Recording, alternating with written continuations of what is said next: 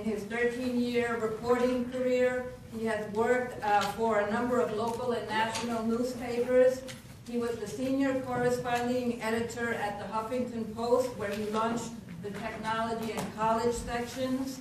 At the Washington Post, he covered tech and video game culture, HIV and AIDS in the nation's capital, and the 2008 presidential campaign.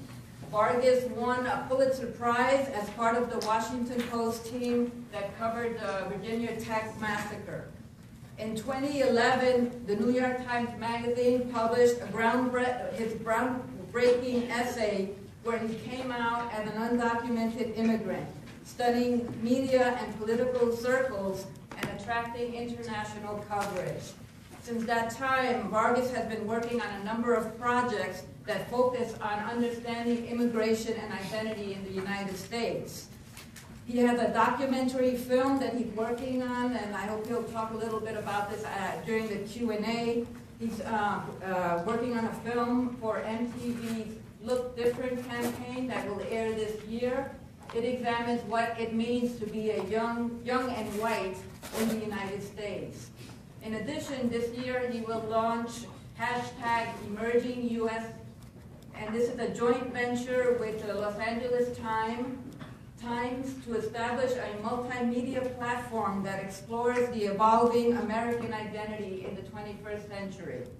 Vargas is also the founder of Define American, a nonprofit media and culture campaign that uses the power of story to transcend politics and transform conversations around immigration, identity, and citizenship in the United States.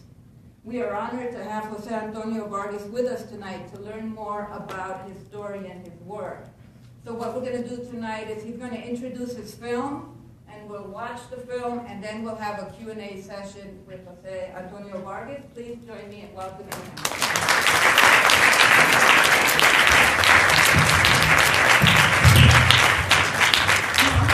Can you hear me from the back? Yes? Yes. Okay. Thank you so much for the intro. I'm sorry for the bio. My bio's hella long. And really all I'm trying to do is make sense of an unprecedented shift in American demographics and culture. That's all I'm trying to do. In writing, in film, I'm a firm believer that stories transcend all of our differences and make our journeys similar, right? That's what I do. So there's three things. One, I'm happy to be showing the film in Chicago. Originally, I was going to do a Dream Act film. You're going to see in the next few years, I think, a flood of Dream Act films, which is great. But Chicago is special in this regard because in many ways I think this was the real birthplace of the Dream Act. When a lot of the young activists went on downtown and said that they were undocumented, unafraid, and unapologetic in downtown Chicago. I remember seeing those YouTube videos in 2009 when I was an editor at Huffington Post, thinking, what the hell are they doing, these kids?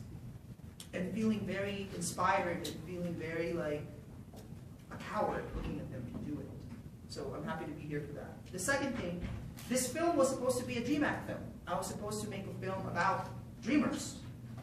And then, as any filmmaker will tell you, the film kind of tells you what it needs to be, especially in verite documentaries. This is my second film.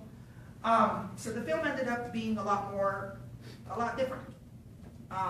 So you'll see the product of 210 hours of footage. The film aired on CNN last summer. I'm very happy that you're here considering your weather, because I'm sure you all are used to this weather. I'm like, they're not going to show up because the film's on Netflix. But all right, I'm happy you're here. But if you like the film, tell people it's on Netflix and iTunes and all the other stuff that it's supposed to be on digitally. Third, I'm curious during the Q&A why you think I'm doing a film on what it means to be young and white in America and what it has to do with this film.